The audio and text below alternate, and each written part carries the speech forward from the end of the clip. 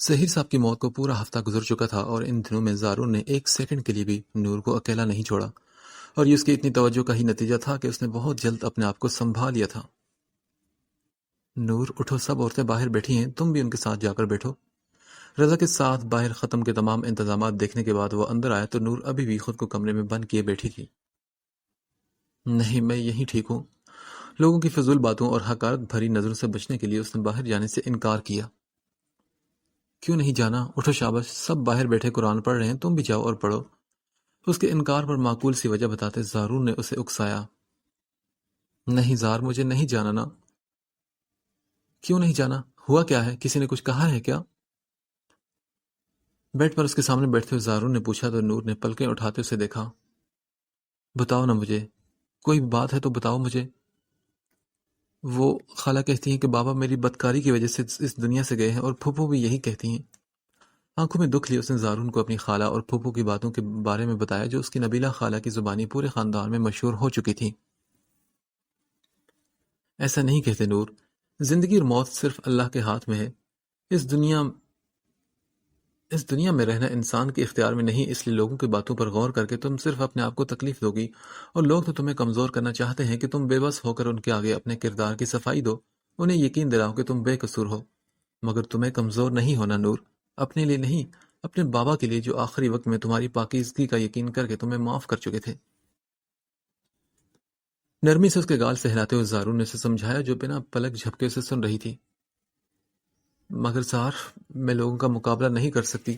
آپ کو نہیں پتا خالہ کیسی کیسی باتیں کرتی ہے، اور انہوں نے اپنے ساتھ پھوپھو کو بھی ملا لیا ہے۔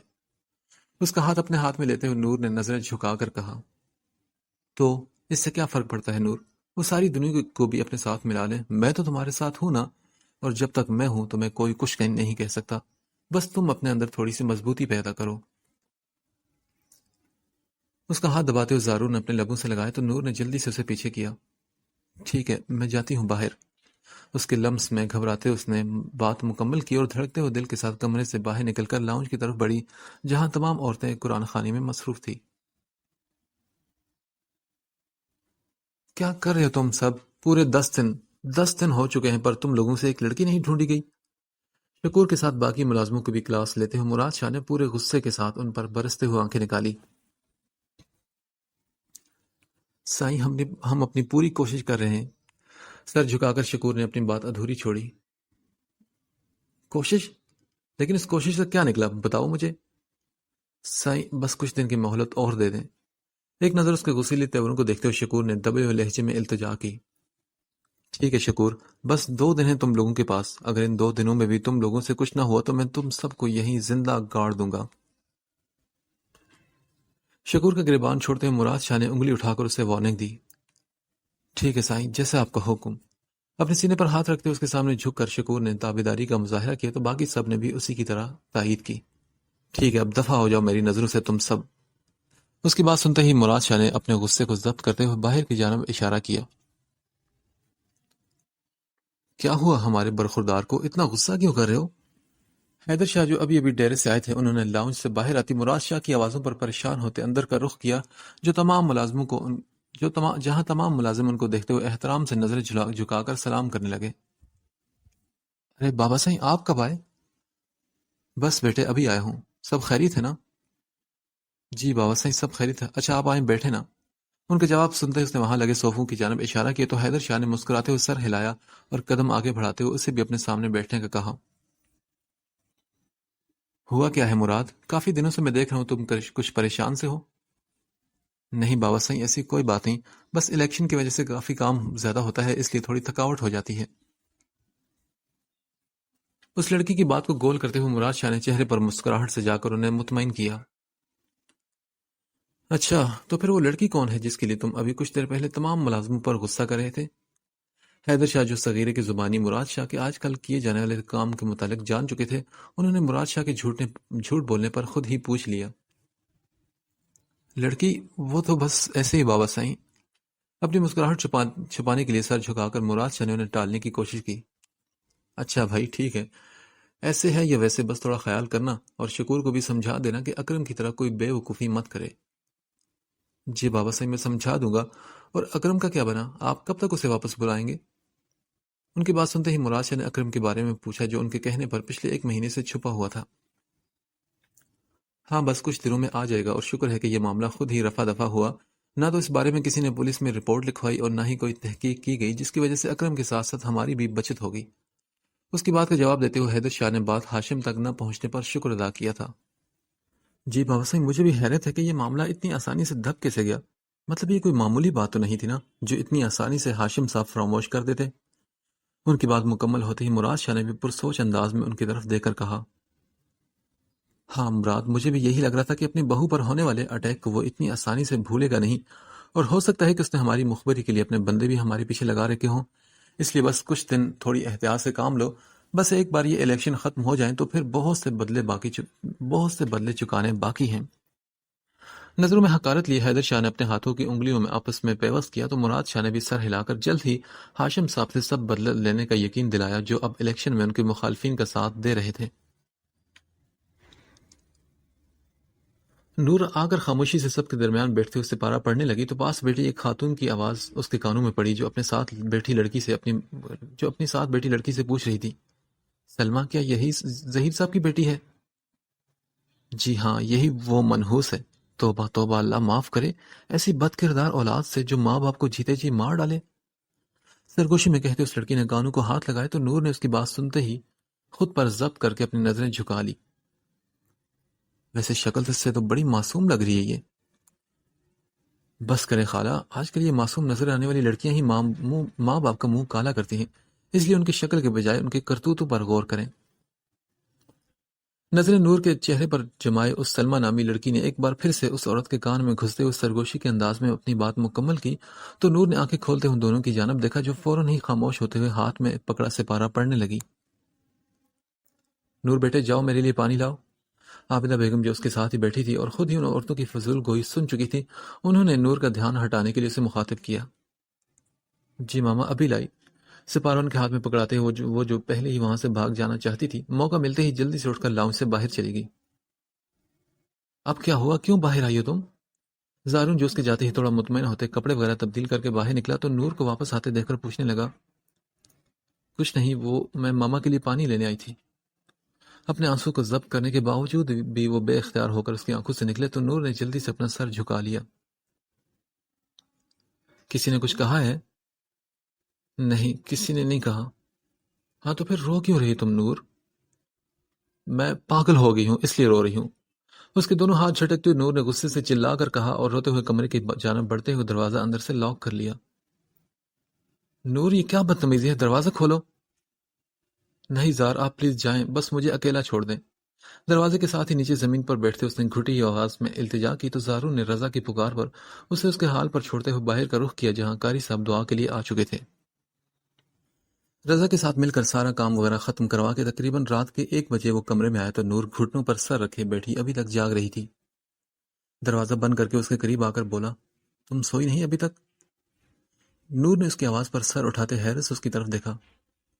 آپ ابھی تک یہی ہیں؟ گھڑی پر ٹائم دیکھتے ہوئے جو کافی دیر سے اپنے کمرے میں ہی موجود تھی اس نے زارون کو دیکھ کر فکر مندی سے پوچھا، ہاں کیوں، تمہیں میرا یہاں رکنا اچھا نہیں لگا کیا؟ اس کے چہرے پر پریشانی دیکھ کر زارون نے پوچھا، نہیں ایسی تو کوئی بات نہیں۔ سیدھے ہو کر بیٹھتے اس نے جلدی سے انکار میں سر ہلا کر اس کی بات کی تردید کی جو اب اس کے ساتھ خالی جگہ پر لیٹ کر اپنے ہاتھوں سے اپنی پیشانی کو مسلنے لگا تھا۔ اس کے یوں سر دبانے پر نور نے قریب ہوتے پوچھنے کے ساتھ ہی اس کے یوں سر دبانے پر نور نے اس سے پوچھا کہ آپ کے سر میں درد ہے؟ ساتھ ہی اس نے آگے بڑھ کر اس کا ہاتھ ہٹاتے اس کی پیشانی پر اپنا ہاتھ رکھ دیا۔ ہاں بس تھوڑا سا۔ نور کے سر دبانے پر آنکھیں بند کرتے ہوئے زارون نے اپنے اندر اترتے سے سکون کو محسوس کیا۔ کیا آپ نے کھانا کھایا؟ ہاں شام کو کھایا تھا رضا کے ساتھ، اور تم نے کچھ کھایا؟ نور کا ہاتھ ہٹا کر اپنے ہاتھ میں پکڑتے ہوئے زارون نے اس سے پوچھا، نہیں مجھے بھوک نہیں تھی۔ اس کے ہاتھ سے اپنا ہاتھ نکالتے ہوئے نور نے پھر سے اس کی پیشانی پر ہاتھ رکھا تو زارون نے اٹھ کر بیٹھتے ہوئے کوئی بھی جواب دینے کے بجائے باہر کا رخ کر لیا۔ اب کہاں جا رہے ہیں آپ، رک جائے نا۔ اسے دروازے کی جانب بڑھتا دیکھ کر نور نے پکارا مگر وہ خاموشی سے دروازہ کھول کر باہر نکلا اور چند منٹ بعد ہاتھ میں کھانے کی ٹرے اور پانی لیے اندر داخل ہوا۔ زار مجھے سچ میں بھوک نہیں نا۔ اچھا ٹھیک ہے، بھوک نہیں نا، پھر بھی تب تھوڑا سا تم کھا لو۔ اس کے نہ کرنے کے باوجود بھی اس کے منہ میں نوالا زبردستی ڈالتے ہوئے زارون نے خود ہی اپنے ہاتھ سے اسے کھانا کھلایا، جو چند نوالے کھانے کے بعد ہاتھ کھڑے کر چکی تھی۔ بس اب مجھ سے اور نہیں کھایا جا رہا۔ گلاس اٹھا کر پانی پینے سے اس نے انکار کیا تو زارون نے ہاتھ میں پکڑا نوالا اپنے منہ میں ڈالتے ہوئے اس کا گلاس میں چھوڑا پانی پیا اور ٹرے اٹھا کر ٹیبل پر رکھ دی۔ بس اب سکون سے سو جاؤ تم۔ لائٹ آف کر کے واپس بیڈ پر آ کر لیٹتے اس نے نور کو بھی اپنے ساتھ لٹایا تو وہ خاموشی سے تکیے پر سر رکھ کر لیٹ گئی۔ زار، بات سنیں۔ ابھی اسے آنکھیں بند کی تھوڑی ہی دیر گزری تھی کہ نور نے اسے پھر آواز دی۔ بولو۔ کیا میں آپ کے کندھے پر سر رکھ لوں؟ وہ مجھے بہت ڈر لگ رہا ہے۔ اندھیرے سے خوف کھاتے اس نے ہچکچاتے ہوئے اپنی بات مکمل کی تو زارون نے اس کی جانب کروٹ لیتے ہوئے اپنا بازو سیدھا کر لیا۔ آ جاؤ۔ اجازت کے ساتھ ہی اس نے اسے اپنے قریب آنے کا اشارہ کیا تو نور نے چند ان کا فاصلہ سمیٹتے ہوئے اپنا سر اس کے کندھے پر رکھ دیا۔ طبیعت ٹھیک ہے تمہاری؟ اسے اپنے حصار میں لیتے ہوئے زارون نے پوچھا تو نور نے سر ہلاتے ہوئے اپنا چہرہ اس کے سینے میں چھپایا، جو چند ہی دنوں میں ایک عام انسان سے اس کی زندگی کا سب سے خاص شخص بن چکا تھا۔ زار، آئی ایم ریئلی سوری، میں نے دوپہر میں آپ سے بدتمیزی کی۔ اپنے رویے کا یاد آتے ہی اس نے معذرت کی تو اس کے اس نئے روپ کو دیکھتے ہوئے زارون کے چہرے پر مسکراہٹ بکھر گئی۔ خیر تو ہے نا؟ میری جان یہ کون سا پہلی بار ہوا ہے؟ اس کی پیشانی پر بوسہ دیتے ہوئے زارون نے اپنی بات ادھوری چھوڑی تو اس کے لمس پر نور نے مضبوطی سے اس کی شرٹ کو اپنی مضبوطی میں دبوچا، پھر اسے گھورا۔ زار پلیز بدتمیزی تو نہ کرے نا۔ لرزتی ہوئی زبان سے اسے باز رہنے کا کہتے ہوئے نور نے خفگی سے دور ہونا چاہا۔ اچھا سوری، اب نہیں کرتا، بس اب سو جاؤ۔ اس کا سر واپس اپنے سینے پر رکھتے ہوئے زارون نے سردی کی وجہ سے کمفرٹر اچھے سے اس کے اوپر دیا تو نور نے اس کی اس حرکت کے بعد مزید کوئی بات کرنے کے بجائے خاموشی سے اپنی آنکھیں بند کر کے سونے کی کوشش کی۔ سائرہ کی غیر موجودگی کا فائدہ اٹھاتے ہوئے عالیہ نے ملازم کے کہنے پر کھانے کی ٹرے تیار کرتے مراد شاہ کے کمرے کا رخ کیا، جو ابھی دوستوں کے ساتھ ایک کوٹھے سے واپس آیا تھا۔ تم کون ہو اور یہ سائرہ کہاں ہے آج؟ سائرہ کے بجائے کسی اور لڑکی کو ٹرے ہاتھ میں پکڑے اپنے کمرے کے باہر کھڑا دیکھ کر مراد شاہ نے اس انجان اور نوخیز چہرے پر تعجب کا اظہار کیا، جو آج سے پہلے اس نے حویلی میں کبھی دیکھا نہیں تھا۔ جی سائیں، وہ میں سائرہ کی چھوٹی بہن ہوں۔ سائرہ کی طبیعت خراب تھی اس لیے آج میں آ گئی۔ اس کے اشارہ کرنے پر ٹرے ٹیبل پر رکھتے ہوئے عالیہ نے اپنے گھبرائے ہوئے لہجے پر قابو پاتے ہوئے جواب دیا۔ سائرہ کی بہن؟ پر تجھے تو میں نے پہلے کبھی یہاں نہیں دیکھا۔ پرسوچ انداز میں کہتے اس نے سوالی نگاہوں سے اسے دیکھا، جس کا گلابی چہرہ، بڑی بڑی آنکھیں اور جوانی کی دہلیز پر قدم رکھتا نوخیز سراپا اسے آج کی رات حسین بنانے کے لیے اس کوٹھے کی لڑکی سے کہیں زیادہ بہتر لگا۔ جی سائیں، وہ میں پڑھتی ہوں نا، اس لیے کبھی کبھار ہی یہاں آتی ہوں۔ اس کی بات کا جواب دیتے ہوئے عالیہ نے اس کی غلیظ نظروں کو خود پر محسوس کر کے اپنے آپ کو چادر میں مزید لپیٹا۔ اچھا تو کیا پڑھتی ہو تم؟ اپنے اور اس کے درمیان حائل 2 قدم کا فاصلہ طے کرتے ہوئے مراد شاہ نے اس کے چہرے کو چھونا چاہا تو عالیہ نے کھانے میں زہر ملانے کی تدبیر اپنے اوپر ہی الٹی پڑتی دیکھ کر جلدی سے پیچھے کی جانب قدم بڑھائے۔ سائیں، مجھے گھر جانا ہے، اماں پریشان ہو رہی ہوں گی۔ مراد شاہ کی نظروں سے اس کی ساری دلیری ہوا ہوئی تو اس نے جلدی سے بہانہ بناتے وہاں سے نکلنا چاہا۔ ہاں تو کوئی بات نہیں، اماں کو آج رات انتظار کر لینے دو، ویسے بھی میں مفت میں کچھ نہیں کرتا، اس لیے بے فکر ہو۔ اپنی جیب سے ہزار کے چند نوٹ نکال کر اس کے ہاتھ پر رکھتے ہوئے مراد شاہ نے اس کی چادر کا پلو کھینچا تو عالیہ نے وہاں سے بھاگنے کی کوشش کی۔ نہ میری جان نہ، مراد شاہ کے جذبات کو جگا کر اب تو بھاگ نہیں سکتی۔ اس کا بازو پکڑ کر اپنے سامنے کرتے ہوئے اس نے اس کے چہرے کو اپنے ہاتھ میں دبوچا۔ سائیں، خدا کے لیے مجھے جانے دیں۔ اپنی عزت کو خطرے میں دیکھ کر عالیہ نے ہاتھ جوڑے اور اس وقت کو کوسا جب اس نے مراد شاہ کو سبق سکھانے کے چکر میں سائرہ کی تمام باتوں اور نصیحتوں کو فراموش کرتے ہوئے اس وقت اس کے کمرے میں آنے کی بے وقوفی کی تھی۔ بکواس بند کرو لڑکی، اور خبردار اگر تمہاری اب آواز اس کمرے سے باہر گئی تو۔ اسے بیڈ پر دھکا دیتے ہوئے مراد شاہ نے اس کی چلتی ہوئی زبان کو ایک تھپڑ مار کر بند کیا۔ سائیں، خدا کے لیے مجھے جانے دے، میں ایسی لڑکی نہیں ہوں۔ مراد شاہ کی وارننگ کے باوجود بھی عالیہ نے اونچی آواز میں چلاتے ہوئے کہا تو اس نے اس کے منہ پر ہاتھ رکھ کر اسے خاموش کروایا۔ میں نے کہا نا اپنی زبان بند رکھو، تمہیں اثر نہیں ہوتا کیا؟ اس کے ہاتھ پاؤں چلانے پر مراد شاہ نے اسی کی چادر اٹھا کر اس کے منہ پر باندھی اور اس کی مزاحمت کرنے کا اثر لیے بغیر ہی اس کے اوپر جھکا۔ عالیہ، سائیں دروازہ کھولیں جلدی۔ سائرہ جو اتنا وقت ہو جانے پر بخار کے باوجود بھی حویلی اسے دیکھنے آئی تھی، ملازم کے منہ سے اس کے مراد شاہ کے کمرے میں موجودگی کا سنتے ہی اوپر آتے ہوئے زور زور سے دروازہ بجانے لگی۔ کون کم بخت ہے دروازے پر؟ سائرہ کی مداخلت پر بد مزہ ہوتے مراد شاہ نے حیدر شاہ کے اٹھنے کے ڈر سے اسے چھوڑتے ہوئے دروازہ کھولا۔ کیا مسئلہ ہے سائرہ؟ سائیں وہ میری بہن، آپ ہی پلیز مجھے بچا لیں اس سے۔ سائرہ کی آواز پر عالیہ نے جلدی سے منہ سے چادر نکالتے اسے پکارا جو ابھی اسی کے بارے میں پوچھنے والی تھی۔ عالیہ تم یہاں؟ اس کی پکار پر سائرہ نے اندر جانے کی کوشش کی تو مراد شاہ نے اسے دھکا دیتے ہوئے پیچھے کی جانب دھکیلا۔ چپ کر کے یہاں سے چلی جاؤ ورنہ میں تمہاری بہن کو اپنی ہوس پورا کرنے کے بعد چھوڑنے کے بجائے اس کا بھی وہی حال کروں گا جو اپنی بہن کا کیا تھا۔ انگلی ہونٹوں پر رکھ کر اس نے خاموشی اختیار کرنے کا کہہ کر مراد شاہ نے اندر کا رخ کیا تو سائرہ نے ڈرنے کے بجائے بے خوف ہوتے ہوئے پھر سے اس کی جانب قدم بڑھائے۔ سائیں میری بہن کو چھوڑ دیں ورنہ اچھا نہیں ہوگا۔ انگلی اٹھا کر اسے وارننگ دیتے ہوئے سائرہ نے جان کی پرواہ کیے بنا بہن کے لیے آواز اٹھائی تو مراد شاہ نے اس کی دلیری پر کہا لگایا، اچھا بس بہت ہو گیا اب۔ اس کا بازو پکڑتے ہوئے اپنے جبڑوں کو بھیجتے ہوئے اس نے عالیہ کو پیچھے کی جانب دھکا دیا جو اب اٹھ کر اسے دروازے سے ہٹانے کی کوشش کر رہی تھی۔ تمہارا تو میں بعد میں بندوبست کرتا ہوں۔ دروازہ بند کر کے باہر نکلتے ہوئے مراد شاہ نے سائرہ کے منہ پر ہاتھ رکھا جو چلا چلا کر سب کو وہاں بلانے کی کوشش کر رہی تھی۔ اب میں تجھے بتاتا ہوں کہ مراد شاہ کے آگے زبان کھولنے کا کیا نتیجہ ہوتا ہے۔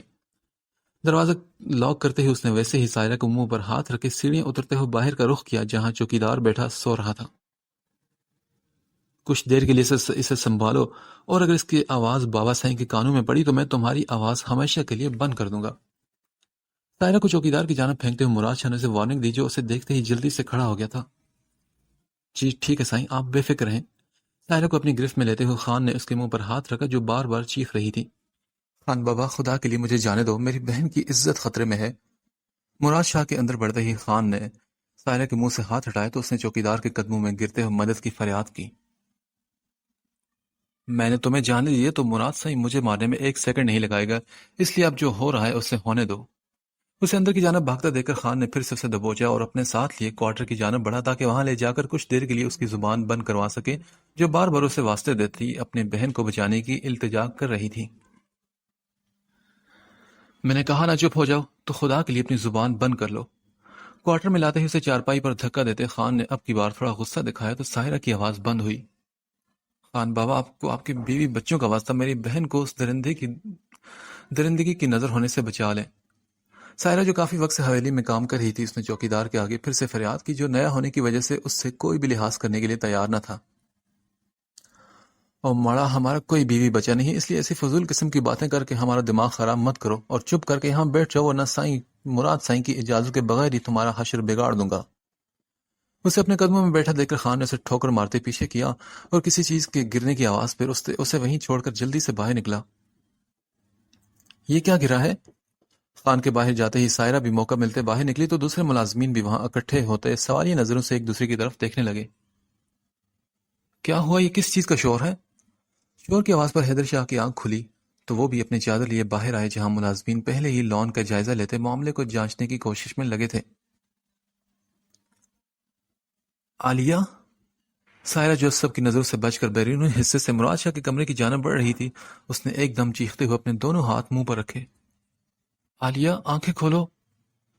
دور تک جاتی لکیر کی صورت میں بہتے خون کو دیکھتے ہوئے جہاں سائرہ کے حواس کام کرنا چھوڑے وہیں اس کی آواز پر ملازمین کے ساتھ ساتھ حیدر شاہ نے بھی وہاں کا رخ کیا۔ عالیہ میری جان میں تمہیں کچھ نہیں ہونے دوں گی، اپنی آنکھیں کھولو۔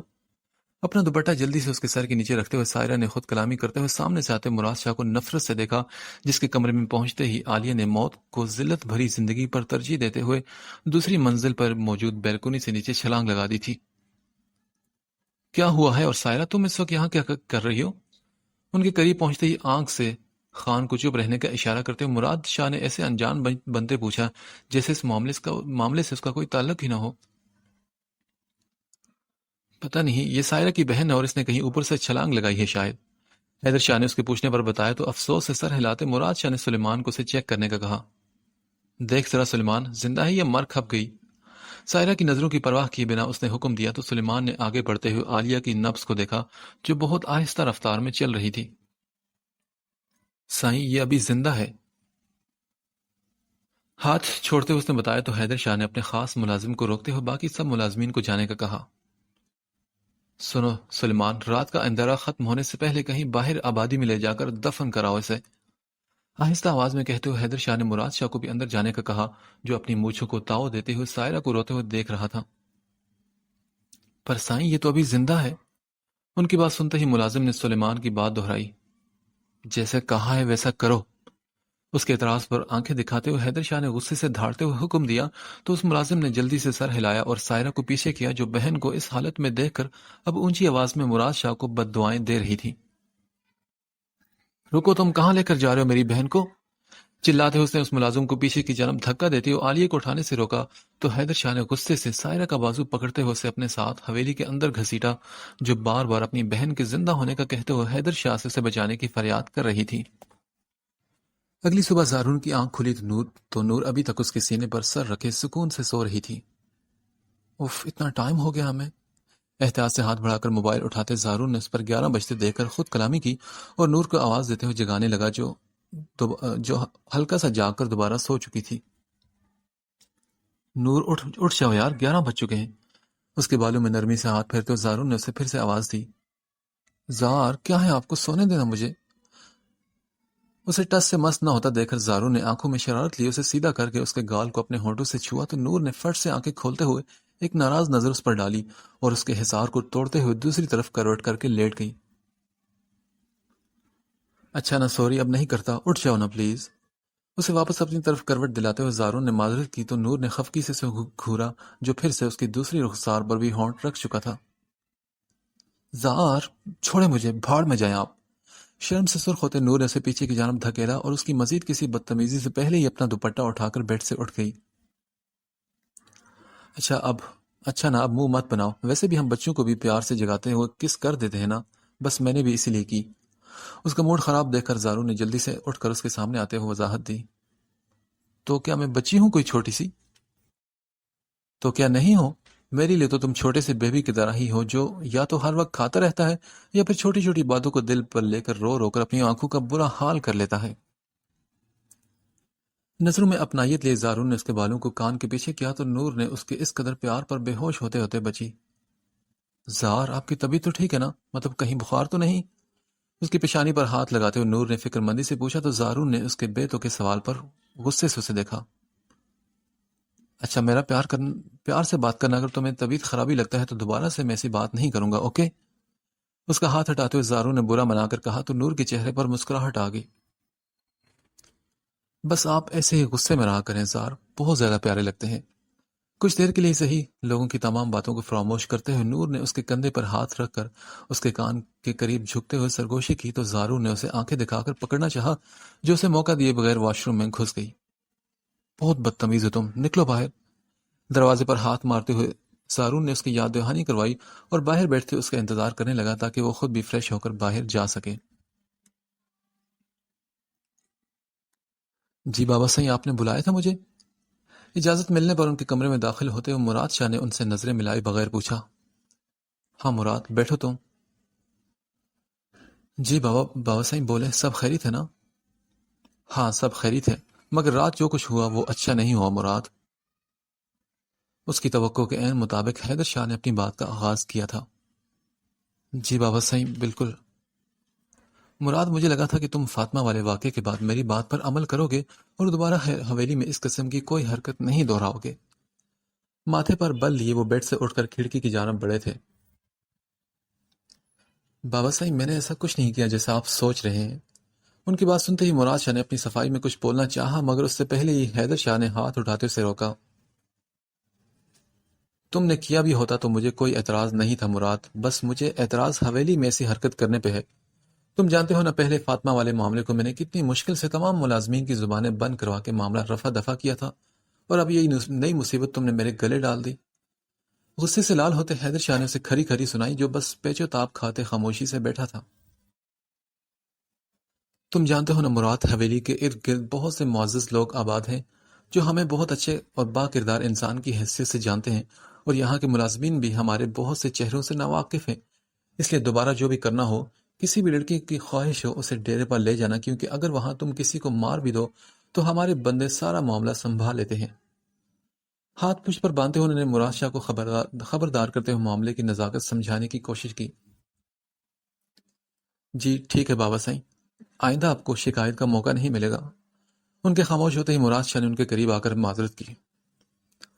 ٹھیک ہے، میں نے سائرہ کو نیچے تہہ خانے میں بند کر دیا تھا تاکہ وہ ہمارے بارے میں کوئی بھی بات گاؤں میں نہ پھیلائے، اور تمام ملازموں کو بھی سمجھا دیا ہے، بس اب تم بھی تھوڑی احتیاط کرنا۔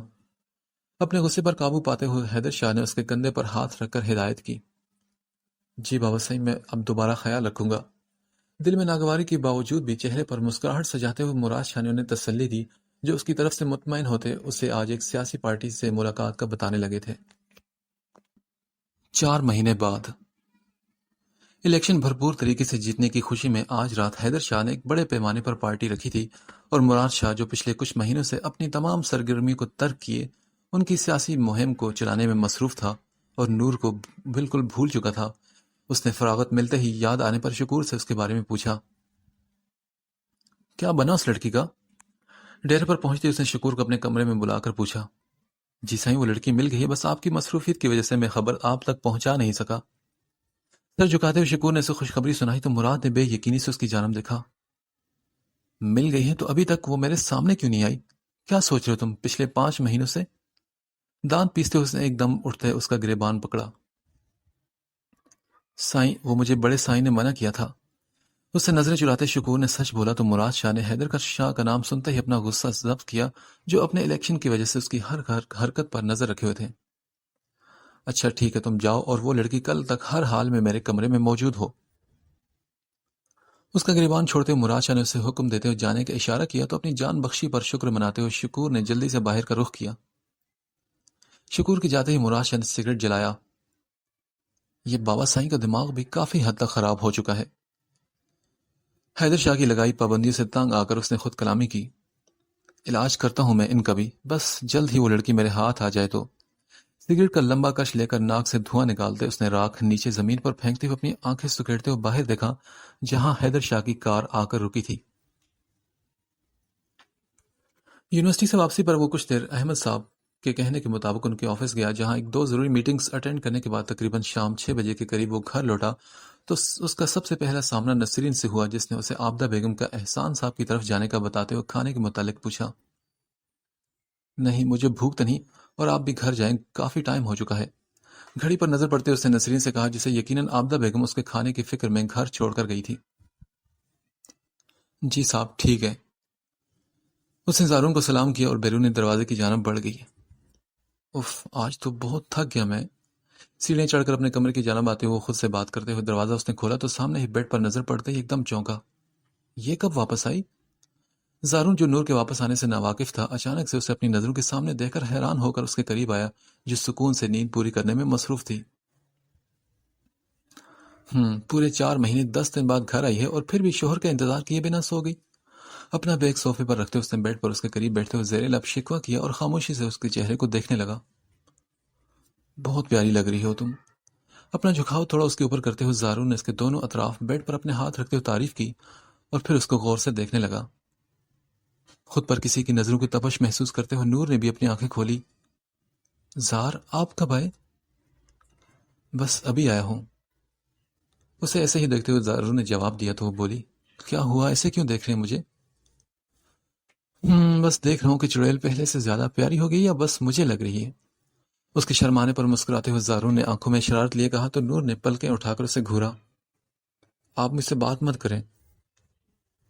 کیوں، اب کیا ہو گیا؟ آپ نے مجھے چڑیل کہا اور مجھے پتا ہے چڑیلیں پیاری نہیں ہوتی، اس لیے آپ مجھے ان جیسا کہہ رہے نا تاکہ میں اپنی بے عزتی محسوس ہی نہ کروں۔ اس کا ہاتھ جھٹکتے ہوئے نور نے عقل مندی سے جواب دیا تو زارون نے خاموش نظروں سے اپنی ذہین بیوی کو دیکھا، جو اس کی تعریف کا ستیہ ناز کر چکی تھی۔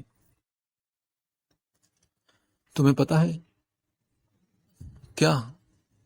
یہی کہ تم جیسا انوکھا اور بے مثال سیمپل بس ایک ہی دنیا میں آیا ہے، جو بدقسمتی سے میرے نصیب میں لکھ دیا گیا۔ دونوں ہاتھ اس کے گال کھینچتے زارون نے بڑی سنجیدگی کے ساتھ یہ کہتے ایک آہ بھری تو نور نے اس کے لمس کے سحر سے نکلتے اس کی بات کو سمجھنے کی کوشش کی۔ بھاڑ میں جائیں آپ۔ اس سے پہلے کہ زارون مزید کچھ کہتا وہ اس کی کوئی بھی بات سنے بغیر کمرے سے باہر نکل گئی۔ توبہ ہے یار، اتنا عرصہ اپنی امی کے گھر رہی اور اب آتے ہی لڑائی شروع کر دی اس نے۔ اس کے جاتے ہی زارون نے اپنے کانوں کو ہاتھ لگایا اور اٹھ کر الماری سے کپڑے نکال کر واش روم میں گھس گیا۔ کہ خانے میں موجود سائرہ، جسے حیدر شاہ کے کہنے کے مطابق پچھلے کچھ مہینوں سے اسی جگہ قید کر رکھا گیا تھا، آج موت کی صورت ملنے والی آزادی پر اس بند کمرے کے ساتھ ساتھ اپنی زندگی سے بھی وہ رہائی پا چکی تھی۔ سائیں، آپ کے لیے ایک خبر ہے۔ حیدر شاہ کے کمرے کے دروازے پر دستک دیتے ہوئے سلیمان نے بات کرنے کی اجازت طلب کی۔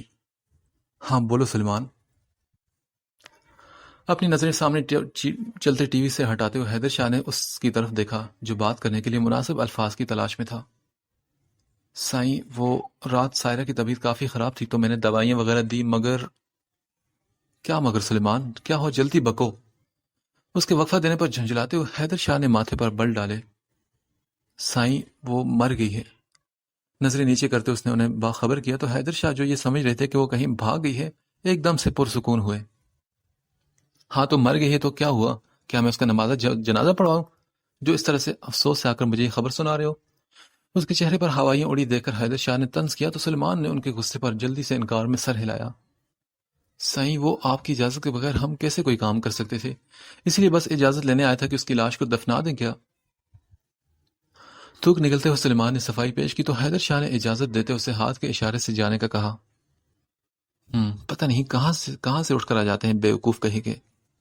سلیمان کے کمرے سے نکلتے ہی حیدر شاہ نے اپنا وقت ضائع ہونے پر بیزاری سے خود کلامی کی اور ٹی وی کی آواز تیز کرتے ہوئے اسکرین پر چلتی فلم کو دیکھنے لگے۔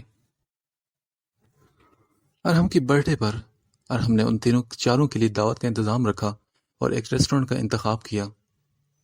شکور کو بھی اس کی خبر ملی تو وہ بھی رفیق کے ہمراہ اس ریسٹورنٹ کی طرف چلا گیا تھا۔ شکور بھائی، ہم یہاں کیوں آئے ہیں؟ ریسٹورنٹ میں داخل ہوتے رفیق نے چاروں طرف نظر دوڑاتے اپنے وہاں آنے کا مقصد پوچھا۔ رفیق، ہم یہاں کام کے سلسلے میں آئے ہیں اور بڑے سائیں نے ہمارے لیے کیا یہاں دعوت رکھی ہوگی کوئی؟ اس کے بیتو کے سوال پر بیزاری سے جواب دیتے ہوئے وہ اس جانب بڑھا جہاں کچھ دیر پہلے ہی اس کے مخبر نے اسے اس لڑکی کی موجودگی کی اطلاع دی تھی۔ چلو وہاں اس سائڈ پہ۔ ایک جانب قدر کم رش والی جگہ کی جانب اشارہ کرتے ہوئے شکور نے اسے اپنے ساتھ آنے کا اشارہ کیا۔ بھائی، کیا آپ کو پکا پتا ہے کہ وہ لڑکی یہیں پہ ہے؟ اس کے ساتھ والی کرسی پر بیٹھتے ہوئے رفیق نے پھر سے اپنے خدشے کو زبان تک لاتے پوچھا۔ ہاں رفیق، پکی خبر ہے، بس دعا کرو کہ آج کوئی اچھا سا موقع ہاتھ آ جائے تو ہم یہ کام بھی پورا کر دیں، ورنہ اس بار سائیں ہمیں زندہ نہیں چھوڑیں گے۔ ویٹر کو اپنے قریب آتا دیکھ کر وہ بات کرتے رکا۔ پھر مینیو کارڈ دیکھے بغیر نے شکور نے اسے آرڈر دیا، 2 جوس لا دیں۔ ویٹر سر ہلا کر واپس مڑا تو رفیق نے کہا، بھائی مجھے نہیں لگتا کہ اس کام کے لیے یہ جگہ مناسب ہے، مطلب یہاں تو کافی کیمرے بھی لگے ہوتے ہیں۔ ویٹر کے جاتے ہی رفیق نے اپنے سامنے دیوار پر لگے کیمرے کی جانب اشارہ کیا۔